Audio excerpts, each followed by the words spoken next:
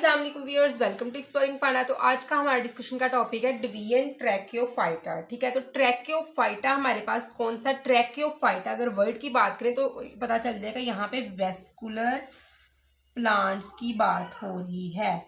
तो इससे पहले जो हमने डिवीजन स्टडी किया था वो था ए ट्रैकियोफाइटा। ठीक है, मतलब कि नॉन वेस्कुलर प्लांट्स, ऐसे प्लांट जिनके अंदर वेस्कुलर बंडल नहीं होता। हमने इससे पहले वो स्टडी किया था और वो था ब्रायोफाइट। ठीक है, तो वेस्कुलर प्लांट के पास क्या होता है? Vascular bundle. और वेस्कुलर बंडल में कौन सी चीजें आती हैं? एक है जाइलम और एक है फ्लोएम। ठीक है, जाइलम और फ्लोएम दोनों मिलकर क्या बनाते हैं? हमारे पास वेस्कुलर बंडल बनाते हैं। ठीक है, तो ट्रैकियोफाइटा जो ग्रुप था वो ऐसा ग्रुप था, उन प्लांट्स का ग्रुप था जिनके पास जाइलम और फ्लोएम होते थे। तो ठीक है ना, तो इसके अंदर कौन कौन से प्लांट्स आते हैं हमारे पास? टेरिडियोफाइट्स, ठीक है, जिम्नोस्पर्म और एंजियोस्पर्म्स। ठीक है, तो ये हमारे पास कौन से थे? ट्रैकियोफाइट्स। तो ये वेल अडाप्टेड होते थे कि ताकि लैंड के हैबिटेट के साथ ये चल सकें। ठीक है, लैंड के हैबिटेट को जो है वो हम कह सकते हैं बर्दाश्त कर सकें। ठीक है ना, तो उसके मुताबिक इनको इनके अंदर अडाप्टेशन करवा दी गई, क्योंकि जो ब्रायोफाइट्स हैं उनके अंदर वेस्कुलर बंडल नहीं है। इसका मतलब वो जस्ट वाटर और मिनरल को जो अपने अंदर लेके आएंगे वो कंडक्ट करेंगे डिफ्यूजन के जरिए, ऑस्मोसिस के जरिए। लेकिन जो ये हमारे पास है ट्रैकियोफाइट यानी कि टेरिडियोफाइट, जिम्नोस्पर्म और एंजियोस्पर्म, इनके अंदर क्या होता है?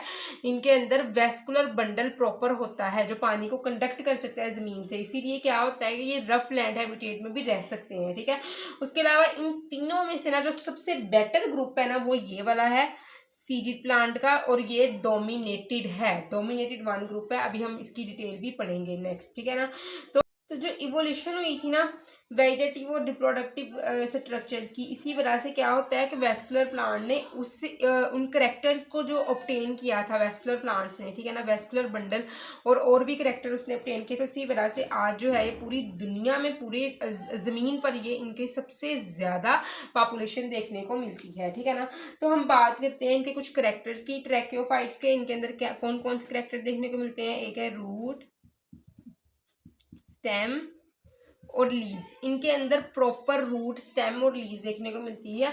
जब अगर हम बात करें ना ब्रायोफाइट्स की, जो इससे प्रीवियस ग्रुप था ए ट्रैकियोफाइट जिसको हम कहते थे, उनके अंदर proper root system, shoot system या फिर लीव जो थे ये नहीं देखने को मिलते थे। ठीक है ना, इनके अंदर क्या होता है? ट्रैकियोफाइट्स के अंदर जो रूट, स्टेम और लीव्स है, इसके अंदर भी वेस्कुलर सिस्टम देखने को मिलता है। वेस्कुलर सिस्टम क्या है? कंडक्टिव सिस्टम, कंडक्टिव सिस्टम जो पानी को और खुराक को कंडक्ट करवाने वाला सिस्टम जो है वो भी इनके अंदर देखने को मिलता है। क्योंकि लीव्स है ना, लीव्स क्या है? फोटोसिंथेटिक होता है, इसने इसके पास क्लोरोफिल होगा, इसने फोटोसिंथेसिस करनी है, फूड बनानी है। अब फूड को जो है स्टेम तक भी पहुंचाना है, फूड को जो है रूट तक भी पहुंचाना है। तो इसके लिए कुछ पाइप्स चाहिए होते हैं, कंडक्शन पाइप्स चाहिए होते हैं, जिसको हम कहते हैं, ये क्या है? वेस्कुलर सिस्टम है। ठीक है, तो रूट के पास अगर हम पानी की बात करें, रूट जाइलम, और खुराक की बात करें तो रूट फ्लोएम होगा। इसी तरह स्टेम के पास जो है stem xylem for water, stem phloem for food. Leaf के पास leaf xylem for water, leaf phloem for food. तो इस तरह ये पोर्शंस बने होते हैं इनके। ठीक है, अच्छा, उसके बाद क्या है कि इनके अंदर ना जो ये हमारे पास ट्रैकियोफाइट्स हैं, इनके अंदर जो स्पोरेंजिया होता है ना, उसके ऊपर कवरिंग होती है। ठीक है, प्रोटेक्टेड होता है। उस कवर को हम नाम मोस्टली देते हैं इंटेग्यूमेंट।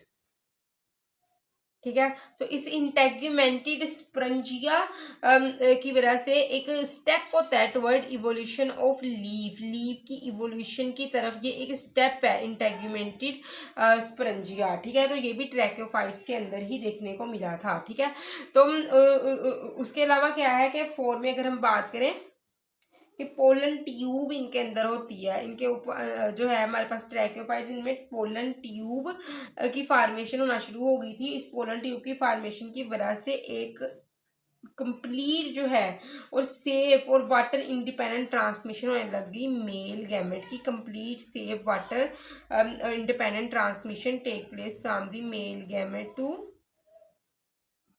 Female gamete.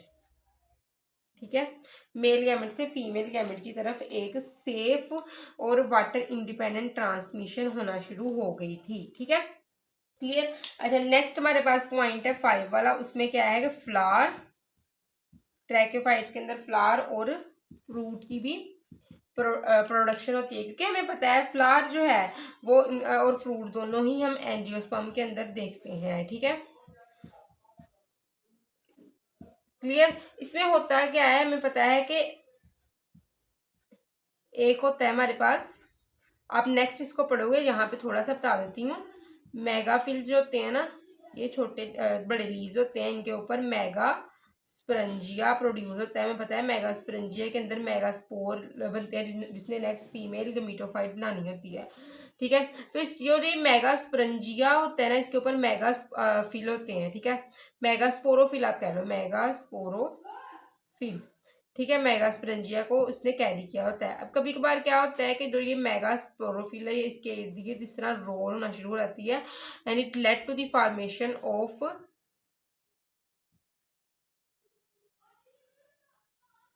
ओवरी। और फर्टिलाइजेशन के बाद ओवरी क्या बना देती है, fruit. And this megasporangia in case of gymnosperm and angiosperm. ठीक है ना, जिम्नोस्पर्म और एंजियोस्पर्म के केस में ये क्या होता है, इसके ऊपर इस तरह एक कवरिंग सी होती है, जिसको हम इंटेग्यूमेंट का नाम देते हैं। और इस इंटेग्यूमेंटेड मेगास्पोरेंजिया को हम क्या कहते हैं, ovule. And ovule after fertilization become seed. ठीक है, उसको हम सीड का नाम दे देते हैं। क्लियर। ठीक है, यहाँ तक बात का हो गई, हमने सी भी बन गया। अच्छा, नेक्स्ट हम बात करते हैं पॉइंट 6 की।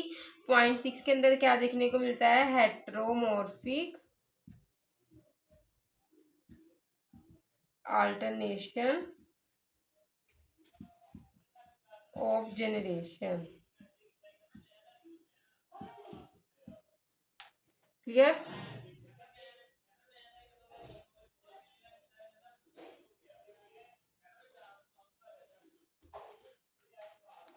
इसके अंदर क्या होता है, दो जनरेशन होती हैं, एक होती है स्पोरोफाइट और एक क्या होती है, गेमीटोफाइट।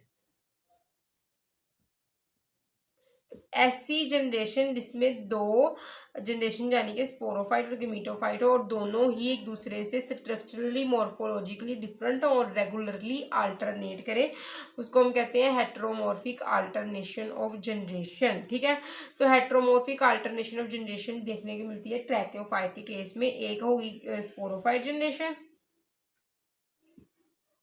ठीक है, 2n, इसने स्पोर प्रोड्यूस करने हैं मियोसिस प्रोसेस से, जो कि 1n होंगे। स्पोर ने जर्मिनेट करके क्या बना देना है, गमीटोफाइट। गमीटोफाइट के ऊपर इंथ्रीडिया लगेगा और आर्चिगोनिया लगेगा। इंथ्रीडिया में प्रोड्यूस होंगे एग, आर्चिगोनिया में प्रोड्यूस होगा स्पर्म या फिर पोलन। ठीक है, तो ये क्या करेगा, एग और ये मीट करेंगे, फर्टिलाइजेशन होगी, जाइगोट बनेगा, जाइगोट 2n होगा। जाइगोट ने दोबारा माइटोसिस करके एम्ब्रियो बनाना है, और 2n एम्ब्रियो ने फिर क्या बना देनी है, स्पोरोफिटिक फेस बना देनी है। ठीक है, तो क्लियर। यहाँ इससे पहले हमने ब्रायोफाइट की फुल डिटेल डिस्कशन देख ली है, अब हमने ट्रैकोफाइटा स्टार्ट कर लिया है। अब वन बाय वन हम psilopsida, evolution of leaf, lycopsida, sphenopsida, evolution of seed सारा ही स्टडी करेंगे। तो आई होप सो कि आपको डिवीजन ट्रैकोफाइटा की समझ लगी होगी, लेकिन किसी भी किस्म की कंफ्यूजन कमेंट सेक्शन पूछ सकते हैं। थैंक यू सो मच, अल्लाह हाफिज़।